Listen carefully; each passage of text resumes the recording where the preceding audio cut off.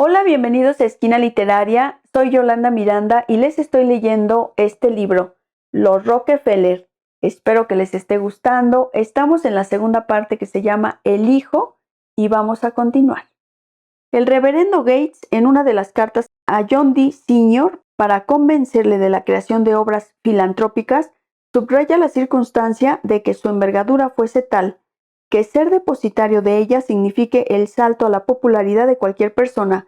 Ulteriormente, esta condición devendría una verdad como un puño, al darse el caso de que hombres como John Foster Dulles y Dean Rusk se graduaran en la Fundación Rockefeller para sus futuros cargos de secretarios de Estado. Pero también es aplicable al propio Junior en los primeros tiempos de la fundación. Pocos años antes no era nadie ante la opinión pública. El joven Mr. Rockefeller solo da la medida de la pasividad y la inanidad. Sin virtudes y sin vicios es la sublimación de la mediocridad, lo negativo a la máxima potencia, un cúmulo de vulgaridad. Decía una revista en 1905, pero al integrarse en la obra de las fundaciones, con los millones de dólares que repartían, la imagen de Junior comenzó a cambiar y se hizo famoso. Esta prominencia recién adquirida no pasaría desapercibida para las mentes preclaras que por entonces piloteaban la Standard, Archbold, Rogers y A. C. Bedford. A petición de ellos, Junior había sido nombrado vicepresidente del Trust. Había efectuado viajes para que los petroleros de las regiones del suroeste vieran a un Rockefeller de verdad y había realizado una amplia gama de misiones diplomáticas, incluida la de relacionarse con los colegas de Nelson Aldrich en el Senado y ponerles al corriente sobre la opinión del Standard respecto a la legislación que afectaba las perspectivas de la industria del petróleo.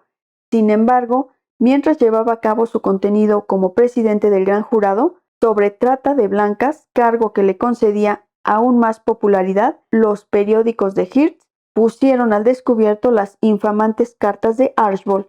Aunque Junior las ignoraba, la cólera popular que se vertió sobre el Trust tras aquellas revelaciones le convencieron de que no podía permitirse el lujo de quedar identificado con la gestión del Standard. Continuar como cabeza visible al frente de los negocios habría resultado perjudicial para sus actividades filantrópicas y por consiguiente era necesario elegir de una vez para siempre entre los negocios o la caridad, y él sabía, sin ningún género de dudas, cuál de los dos terrenos era el más prometedor. Tras consultarlo con su padre, dimitió de la presidencia del Standard Oil y de la U.S. Steel, y no tardaría en hacerlo de los restantes consejos de administración. Una de las pocas compañías a las que siguió vinculado fue la que realizaba una actividad minera bastante inocua en el oeste, la Colorado Fuel and Iron. Los intereses de Rockefeller en la Colorado Fuel and Iron se remontaban a principios del siglo, en los años en que Junior todavía peleaba con su frustrante aprendizaje en Broadway 26. George, el notable hijo de Jay Gould, asociado durante algún tiempo al viejo Rockefeller, logró convencer al multimillonario para que tomara en consideración las acciones de la Fuel and Iron. La apabullante liquidez se había incrementado por entonces con la reciente venta de los yacimientos de Mesabi al consorcio de la U.S. Steel de Morgan, y por tanto Rockefeller envió en secreto a Frederick Gates para evaluar personalmente las perspectivas en Colorado. El informe de Gates animó a Rockefeller a arriesgar una inversión inicial de $6 millones. En años sucesivos, Gates también le convenció de la rentabilidad de la empresa. Si se modificaba la política directiva, Rockefeller, en consonancia, aumentó la inversión en más de 20 millones, propietario del 40% de las acciones corrientes y preferenciales y del 43% de las obligaciones. Se había hecho con el control de la compañía y en 1907 pasaba a purgar la antigua directiva al tiempo que Gates buscaba al hombre idóneo para ponerlo en Denver al frente de la empresa. Las circunstancias quisieron que Lamont Montgomery Bowers, de 65 años y tío de Gates, que ya había demostrado ser un lugarteniente de valía en la creación de la flota de cargueros cuya eficacia determinó el éxito de la operación de Mesabi, estuviera viviendo en Colorado. Por prescripción facultativa, Bowers se comprometió a hacer lo necesario para obtener beneficios de la compañía minera y fue nombrado presidente del Consejo de Administración con el expreso cometido de informar periódicamente a Gates y a Junior en Broadway 26. La compañía que ahora gestionaba era un ejemplo consumado de lo que la prensa liberal denominaría después absolutismo industrial. Los bajos salarios de los mineros, $1,68 diarios aproximadamente, se abonaban en vales canjeables únicamente en el economato de la empresa, que cobraba precios abusivos. Los mineros solían vivir en casuchas de 2 habitaciones alquiladas por la empresa a precios exorbitantes y de las que podían ser desahuciados previo aviso de 3 días. Las iglesias a las que acudían estaban regidas por curas contratados por la empresa. Los niños iban a escuelas controladas también por la empresa. Las bibliotecas de la compañía censuraban curiosamente sus fondos para que no hubiera libros subversivos, como El origen de las especies de Darwin. Por otra parte, la empresa gastaba más de $20,000 anuales en detectives, vigilantes y espías, cuyo trabajo consistía en mantener los pozos incontaminados de virulencia sindical. La Colorado Fuel and Iron era de lejos la mayor productora de la región, portavoz de la patronal minera y un importante bastión político en Colorado. Más tarde, Bowers se jactaría de que cuando él llegó a Denver, la compañía inscribía en las listas electorales a todos sus obreros y obreras y votaba por ellos, incluidos un 70% que ni siquiera estaban naturalizados como ciudadanos, y de que incluso sus mulas se inscribían si tenían la suerte de tener nombre. Con aquel poder político, los dueños de minas tenían la garantía de que no se aplicaría la rudimentaria normativa de la época de seguridad laboral.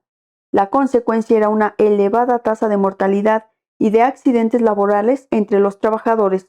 Los mineros no tenían dónde acudir a protestar, pues era del dominio público que los juzgados rurales eran sucursales de la empresa y que los sheriffs de las poblaciones de la región gozaban de un rango similar al de capataces. La Unión de Mineros, UMW, era el hervidero de las protestas y reivindicaciones de los trabajadores. Por su parte, Bowers atribuía a los dirigentes del sindicato, a quienes motejaba de agitadores ignominiosos socialistas y anarquistas, la responsabilidad de los problemas que la Colorado Fuel and Iron empezaba a tener con el personal y respondiendo al reto y a instancias de los pequeños propietarios, aceptó el liderazgo patronal en la lucha que se avecinaba. En un discurso provocador dirigido a los sindicalistas, dijo: cuando gente como esta, unida a intelectuales baratos y a periódicos sensacionalistas aún más baratos, apoyados por una plétora de predicadores de pacotilla, se permite abusar de los empresarios que han creado las grandes industrias, es hora de adoptar medidas enérgicas. De vuelta a Broadway 26, su sobrino le dio la razón, y con su florido estilo, el propio Gates vaticinó que la lucha que se avecinaba era poco menos que un enfrentamiento apocalíptico entre el bien y el mal. Los directivos de la Colorado Fuel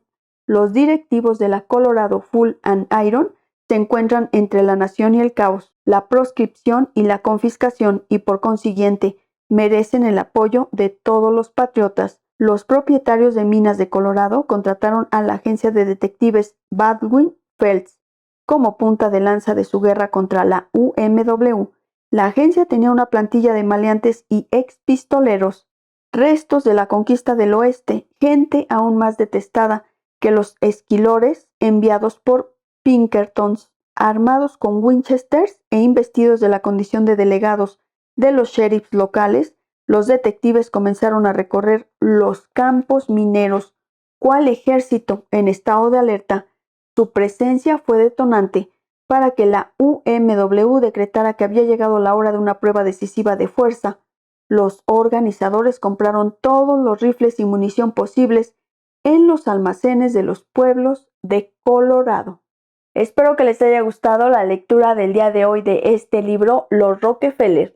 Los espero en el próximo video para continuar con esta y otras lecturas. Muchas gracias por escucharme.